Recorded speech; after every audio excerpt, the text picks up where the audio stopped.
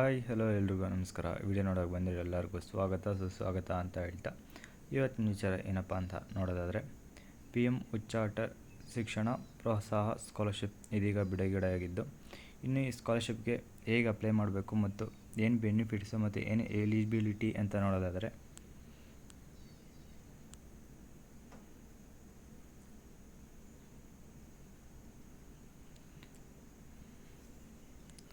ಇನ್ನು ಈ ಸ್ಕೀಮ್ ಬಂದು ಕಾಲೇಜ್ ಅಥವಾ ಯೂನಿವರ್ಸಿಟಿಯಲ್ಲಿ ಓದ್ತಿರುವಂಥ ಸ್ಟೂಡೆಂಟ್ಗಳಿಗಾಗಿದ್ದು, ಸೆಕೆಂಡ್ PUC ಇಂದ ಓದ್ತಿರುವಂಥ ಸ್ಟೂಡೆಂಟ್ಗಳು ಈ ಸ್ಕಾಲರ್ಶಿಪ್ಗೆ ಅಪ್ಲೈ ಮಾಡ್ಬೋದಾಗಿರ್ತದೆ. ಎವ್ರಿ ಇಯರ್ 82,000 ನ್ಯೂ ಸ್ಕಾಲರ್ಶಿಪ್ ಬಿಡುಗಡೆ ಆಗ್ತಾಯಿದ್ದು, ಈ ಸ್ಕೀಮಲ್ಲಿ ಅಪ್ಲೈ ಮಾಡುವಂಥವ್ರು ಎವ್ರಿ ಇಯರ್ 82,000 ಸ್ಟೂಡೆಂಟ್ಗಳು ಅಪ್ಲೈ ಮಾಡ್ತಿದ್ದಾರೆ. ಇನ್ನು ಎಲಿಜಿಬಿಲಿಟಿ ಕ್ರೈಟೀರಿಯಾನ ನೋಡೋದಾದರೆ,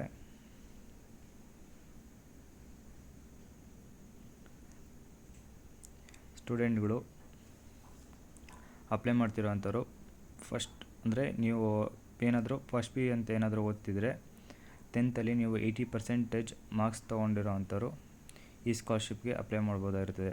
ಒಂದು ವೇಳೆ ನೀವು ಸೆಕೆಂಡ್ PUC ಆಗಿದ್ದಲ್ಲಿ ಫಸ್ಟ್ PUCಯಲ್ಲಿ ನೀವು 80% ಹೊಂದಿರಬೇಕಾಗುತ್ತದೆ. ಇನ್ನು ಈ ಸ್ಕೀಮ್ಗೆ ಯೂನಿವರ್ಸಿಟಿ ಅಥವಾ ಕಾಲೇಜ್ನಲ್ಲಿ ಓದ್ತಿರುವಂಥ ಸ್ಟೂಡೆಂಟ್ಗಳು ಅರ್ಜಿಯನ್ನು ಸಲ್ಲಿಸಬಹುದಾಗಿದ್ದು, ಡಿಗ್ರಿ ಡಿಪ್ಲೊಮಾ ಕೋರ್ಸ್ ಓದ್ತಿರುವಂಥ ಸ್ಟೂಡೆಂಟ್ಗಳು ಅಪ್ಲೈ ಮಾಡ್ಬೋದಾಗಿರ್ತದೆ. ಕೊರಸ್ಪಾಂಡಿಂಗ್ ಮಾಡ್ತಿರೋಂಥ ಸ್ಟೂಡೆಂಟ್ಗಳು ಕೂಡ ಈ ಹುದ್ದೆಗೆ ಈ ಸ್ಕಾಲರ್ಶಿಪ್ಗೆ ಅಪ್ಲೈ ಮಾಡ್ಬೋದಾಗಿರ್ತದೆ.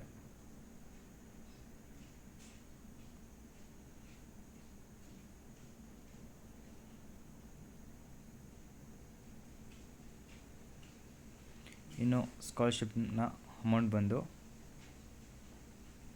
ಆ್ಯನ್ಯುವಲಿ 12,000 ನಿಮ್ಮ ಅಕೌಂಟ್ಗೆ ಡೆಬಿಟ್ ಆಗುತ್ತದೆ. ಏನಾದರೂ ನೀವು ಪೋಸ್ಟ್ ಗ್ರ್ಯಾಜುಯೇಷನ್ ಮಾಡ್ತಿರೋಂಥ ಸ್ಟೂಡೆಂಟ್ಗಳಾಗಿದ್ದಲ್ಲಿ ವಾರ್ಷಿಕ 20,000 ಸ್ಕಾಲರ್ಶಿಪ್ ಅಮೌಂಟ್ ನಿಮ್ಮ ಅಕೌಂಟ್ಗೆ ಬೀಳುತ್ತದೆ.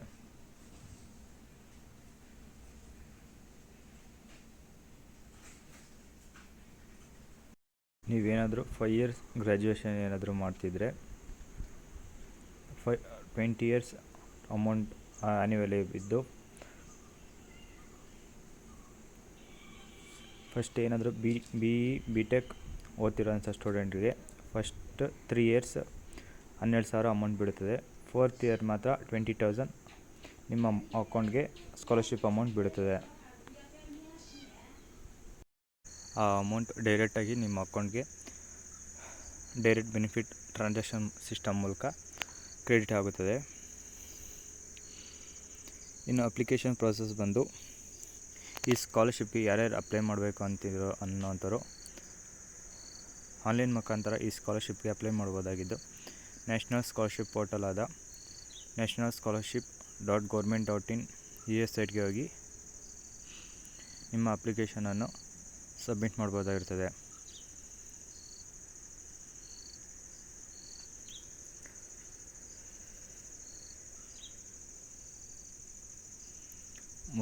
ಅಪ್ಲಿಕೇಶನ್ ಸಮಯದಲ್ಲಿ ವೆರಿಫಿಕೇಷನ್ 2 ಲೆವೆಲ್ ಇದ್ದು, ವೆರಿಫಿಕೇಷನ್ ಆದ ನಂತರ ಬೇರೆ ಡಾಕ್ಯುಮೆಂಟ್ಗಳನ್ನು ನೀಡಿದಾದಮೇಲೆ ಎಲ್ಲ ಒಮ್ಮೆ ಕರೆಕ್ಟಾಗಿದೆ ಅಂತ ಚೆಕ್ ಮಾಡ್ಕೊಳ್ಳಿ, ಹಾಗೆ ಸಬ್ಮಿಟ್ ಮಾಡಿ. ಏನಾದರೂ ನೀವು ಆಲ್ರೆಡಿ ಸಬ್ಮಿಟ್ ಮಾಡಿದ್ದಲ್ಲಿ ಅಥವಾ ಈ ಸ್ಕಾಲರ್ಶಿಪ್ ಸ್ಕೀಮ್ ನೀವು ಪಡ್ಕೊತಿದ್ರೆ ರಿನ್ಯೂವಲ್ ಮಾಡ್ಕೊಳ್ಳಿ, ಅಥವಾ ಏನಾದರೂ ಹೊಸ್ದಾಗಿ ಅಪ್ಲೈ ಮಾಡಿರೋ ಅಂಥವ್ರಾದರೂ ಕೂಡ ಅಪ್ಲೈ ಮಾಡ್ಬೋದಾಗಿರ್ತದೆ. ಹಾಗೆ ಈ ವಿಡಿಯೋ ಏನಾದರೂ ನಿಮಗೆ ಇಷ್ಟ ಆಗಿದ್ರೆ ಲೈಕ್ ಮಾಡಿ, ಏನಾದರೂ ಡೌಟ್ ಇದ್ದರೆ ಕಾಮೆಂಟ್ ಮಾಡಿ, ಮತ್ತು ಓದ್ತಿರೋಂಥ ನಿಮ್ಮ ಸ್ಟೂಡೆಂಟ್ಗೆ ಈ ವಿಡಿಯೋನ ಶೇರ್ ಮಾಡಿ.